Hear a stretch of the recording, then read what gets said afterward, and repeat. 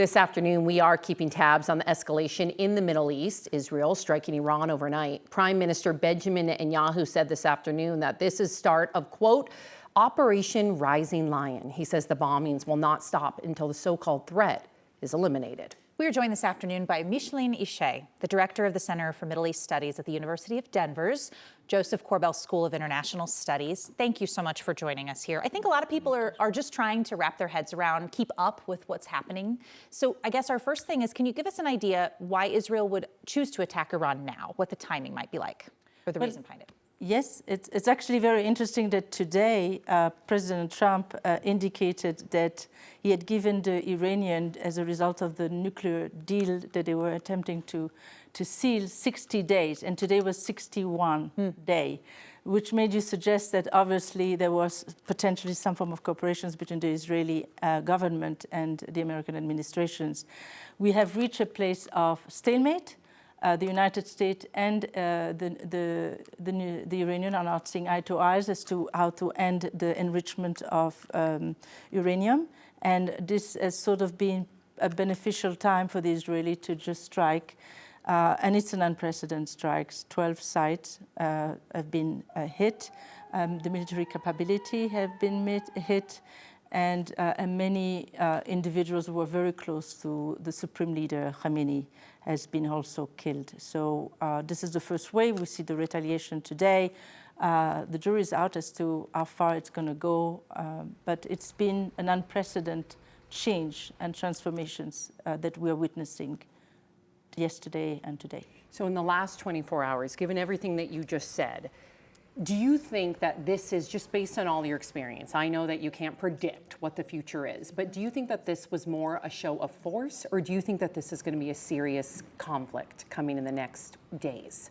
Well, both. Certainly for the Americans, it's a show of force because Mr. Trump would probably try to leverage that during this nuclear deal, and he had already a round on Sundays with the Iranian interlocutor. They are not going to come as a result of what's happening. For the Israeli, it's more than a show of force. They feel that as a result of the crippling of the axis of resistance, they are in a situation where the Iranians have accelerated the enrichment of uranium, and they are finding themselves, at least in the word of Benjamin Netanyahu, in a sort of an existential threat should Iran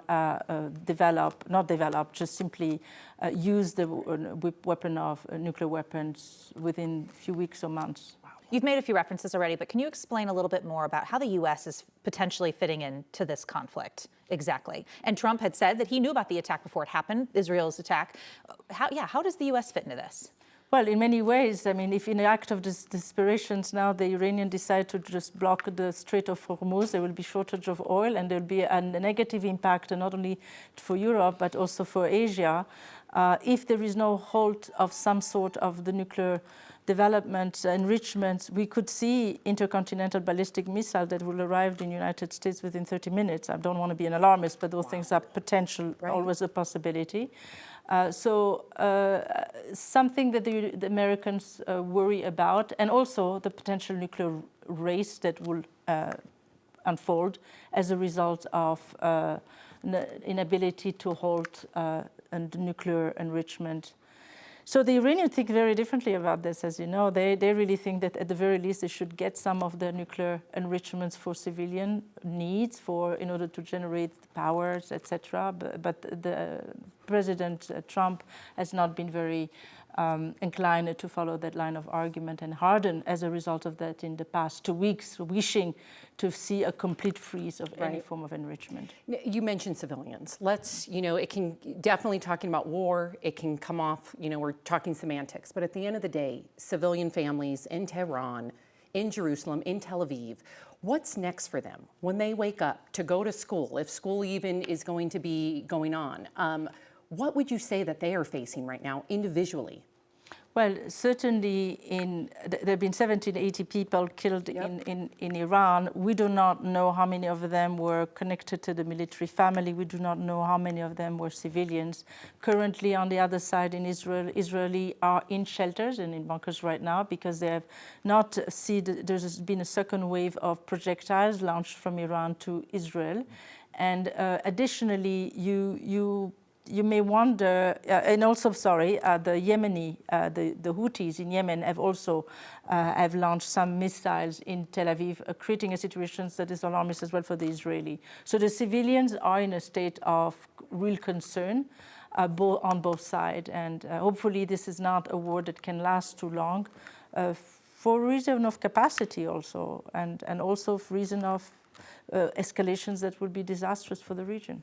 In our last 30 seconds here, this may even seem like a silly question to even ask about the likelihood or a pathway to peace and stability in this region. It seems like every day it's getting worse, nowhere close to getting better. This is true, but you always start negotiation of peace in time of war and not after war. There should always be political visions of how to cooperate with individuals of the regions, people in the regions and states in the regions. So even the great Franklin Delano Roosevelt, who knew that during the siege of Stalingrad, he was starting to think about how the peace would look like after World War II. So I tend to think that this is never something that is futile, and should still happen. That's beautifully stated. Thank you, Micheline Ishay from the University of Denver. Thank you for breaking it down and providing your analysis. We really appreciate you.